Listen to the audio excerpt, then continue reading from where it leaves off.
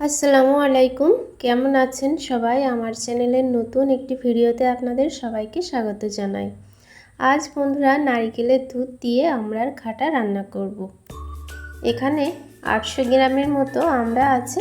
আমড়াগুলো ভালো করে ধুয়ে খোসা ছাড়িয়ে নিয়েছি। আর দুটো নারকেল কোরানো আছে। নারকেলের দুধ দিয়ে রান্না হবে।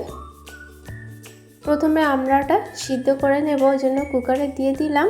তার সঙ্গে 4টে এলাচ দিয়েছি আর 2টো তেজপাতা।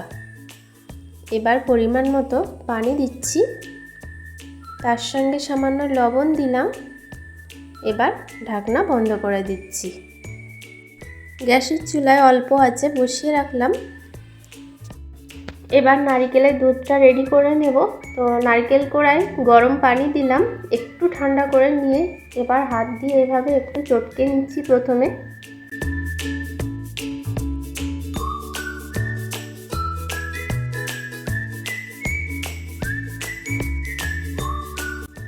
এবার যতটা হাত দিয়ে নিংড়ে তুলে নেওয়া যায় নারকেল কোড়া, বাকি যেটুকু আছে এবার এই যে একটা বড় চালন নিয়েছি, ছেঁকে নিচ্ছি।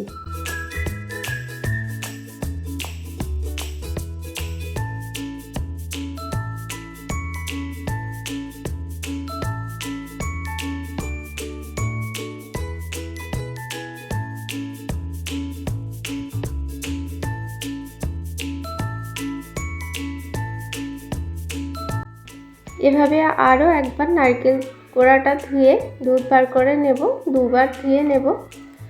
আর এদিকে দেখুন আমড়াটা অল্প আঁচে 2টো সিটি দিয়ে নিয়েছি। এই দেখুন আমড়াগুলো খুব ভালোভাবে সিদ্ধ হয়ে গেছে, কালারটা চেঞ্জ হয়ে গেছে। আবারও গ্যাসের চুলায় কড়াই বসিয়ে দিলাম। এবার দিচ্ছি নারকেলের দুধ। নারকেলের দুধ খুব ভালোভাবে ফুটিয়ে নেব।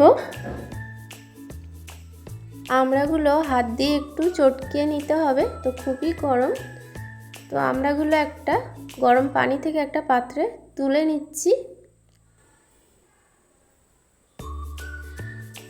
আর আমার শাশুড়ি মা বললেন আমড়াগুলো রাতেও সিদ্ধ করে রাখা যায়। আমি যেহেতু দুপুরে আমড়ার খাটা রান্না করছি, ওই জন্য বললেন যে রাতে যদি আমড়া সিদ্ধ করে ঠান্ডা করে ফ্রিজে রেখে দেওয়া যায়, তাহলে দুপুরে রান্নার সময় অনেক তাড়াতাড়ি সহজ হয়ে যায় রান্নাটা। আর ঠান্ডাও থাকে আমড়াগুলো, হাত দিয়ে ভালোভাবে এভাবে চটকিয়ে নেওয়া যায়। তো এইভাবে চটকিয়ে নিলে আমড়ার ফ্লেভারটা একটু নারকেলের দুধের সঙ্গে মিশে গিয়ে স্বাদটা আরও ভালো হয়। আর এদিকে নারকেলের দুধ খুব ভালোভাবে ফুটে উঠেছে। এবার সিদ্ধ করে রাখা আমড়াগুলো দিচ্ছি। তার সঙ্গে 1.5 কাপ পরিমাণ চিনি দিলাম। প্রথমে 1 কাপ দিয়েছি আর পরে আবারও 1/2 কাপ দিলাম। আপনারা মিষ্টিটা যে যেমন খেতে চান সেই অনুযায়ী দেবেন।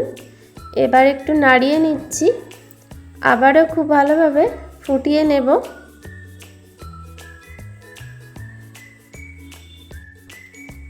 আবারও খুব ভালোভাবে ফুটিয়ে নিয়েছি চিনি দেওয়ার পর। খুব সুন্দর একটা সুগন্ধ বার হচ্ছে। আর এবার নামিয়ে নিচ্ছি। আবারও গ্যাসের চুলায় একটা ফ্রাইং প্যান বসিয়ে দিলাম আর সাদা তেল দিয়ে পেঁয়াজ কুচি দিয়েছি। পেঁয়াজটা মিডিয়াম ফ্লেমে বেরেস্তা করে নিলাম।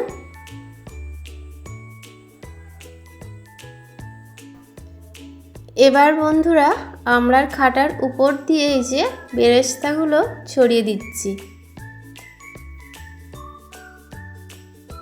এবার আমড়ার খাটা রান্না একদম রেডি। আর দেখুন এটি দেখতে কত সুন্দর হয়েছে। এবার আমি পরিবেশনের জন্য বাটিতে খুলে নিচ্ছি। আর আমার এই রেসিপিটি ফলো করে অবশ্যই আপনারা এইভাবে নারকেলের দুধ দিয়ে আমড়ার খাটা রান্না করবেন। আর আমাকে আপনারা অবশ্যই জানাবেন আপনাদের কেমন লাগলো। আমার আজকের ভিডিওটি বন্ধুরা এই পর্যন্তই। ভিডিও ভালো লাগলে লাইক, কমেন্ট ও শেয়ার করবেন। আর আমার চ্যানেলটি সাবস্ক্রাইব করবেন। সবাই ভালো থাকবেন, সুস্থ থাকবেন।